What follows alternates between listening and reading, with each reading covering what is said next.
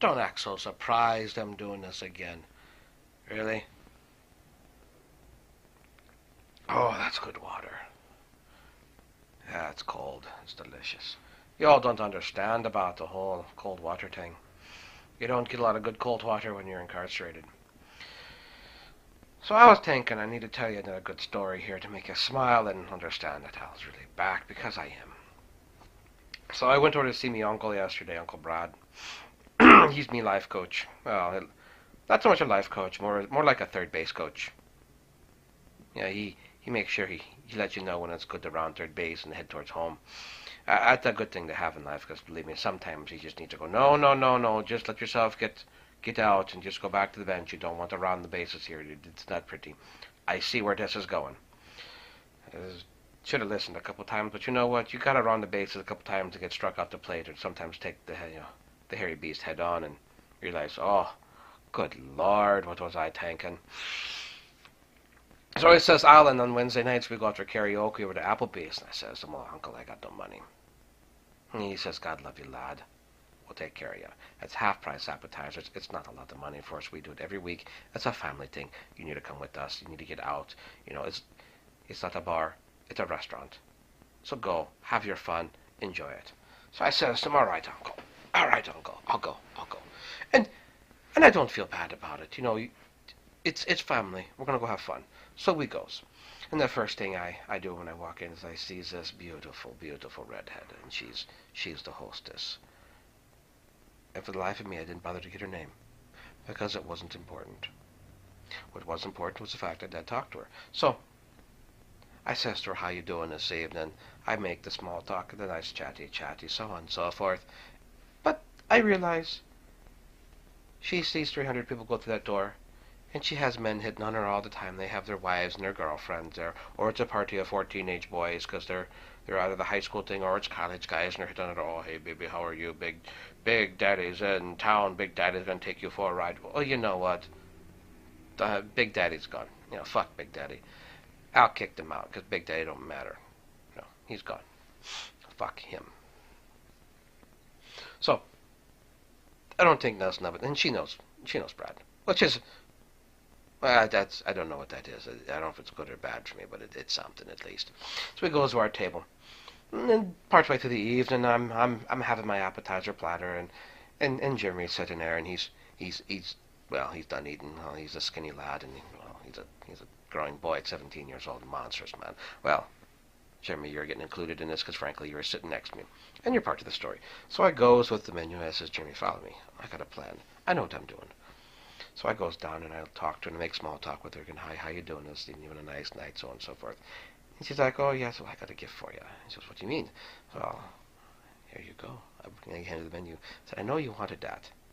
She goes, oh thank you. And I ask where the bathroom is, and she shows me. And I go back and I come back a little later on.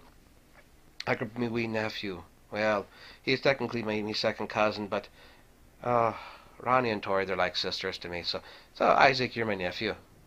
That's all right to have Uncle Al. Uncle Al's a great thing to have in your life. So I grab me nephew, and he's 6 months. He fits in my arm, and I grab onto his chest, and we go over there and we're talking. Oh, and he's such a sweetie. He's such a cutie. Oh, yeah, mine are just like this. Blonde hair, blue eyes. Except mine got dimples, big rosy cheeks, and he's having fun because, well, frankly, he's getting carried around. He's a little boy. He sees a pretty lass. He knows what he's doing. He's already got the genes in him. It's over with. It's done. You're in trouble there, lad. So that's good. We're back over there again. So this is the third engagement we had.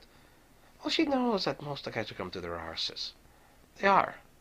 They don't give a shite about nothing else. They're just going to hit on her. Think of her as a piece of arse. Well, she's not. She's much more than that.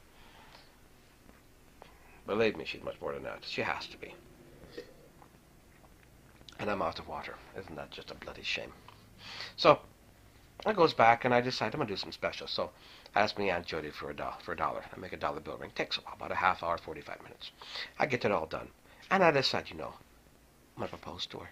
So I guesstimate by looking at her finger how big her ring finger is. Well, I figured it out. I'm pretty good at that. I make it. I go over there and I says to her, lass, you had an Irish boy propose to you in Applebees. And she says, no, I haven't.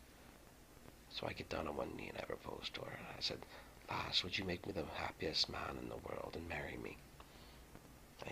And she doesn't hold her hand out. She doesn't know the thing. She's taken back by it, which is great. I stand up and I said, I got the ring for you. And she holds her hand and I slide it onto her ring finger. She knows what hand. Every girl knows what hand. And she's beautiful. College student at UNI. She tells me that. She says, it's okay. I'm in college. Well, she doesn't mention any boyfriend. Doesn't mention any husband. Well, there's no ring. There's no ring indentation. There's nothing there. And I'm observant. I'm an observant lad. She wears the ring around for the rest of the evening, showing her friends and her co-workers and her boss, bragging about all the waiters and waitresses hear about it. Well, I decide, what the hell? It's been 2 years. Let's just jump on the pony and have a little fun. So I writes my number down on a piece of paper, and on top of it I put, Dash, the guy who gave you the ring. Well, she'll remember me. How could you not? How many times in your lifetime have you been proposed to in Applebees by an Irish lad? With a dollar bill ring, no less. Not very damn many, I'll tell you that much. So as I'm walking out, I talked to her, and I says, you're the prettiest one in here. I said, it's not just skin beauty, but it's overall beauty. I said, and you smile, and it's warming, and it's inviting, and I enjoy that very much. I do. I said, I don't normally do this. I said, I handed my number. I said, but that's my phone number.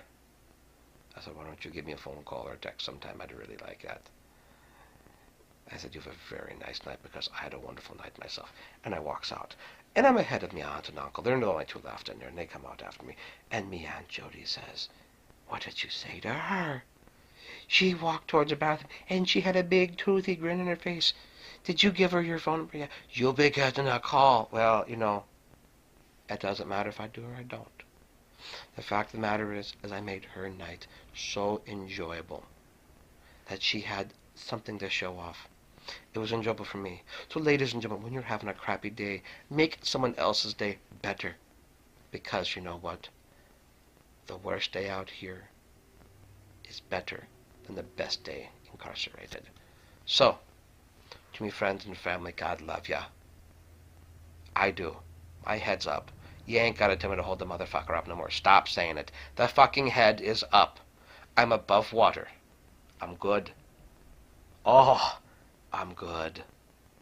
And last night was great, even if it goes nowhere, because I walked into that knowing that. So until then,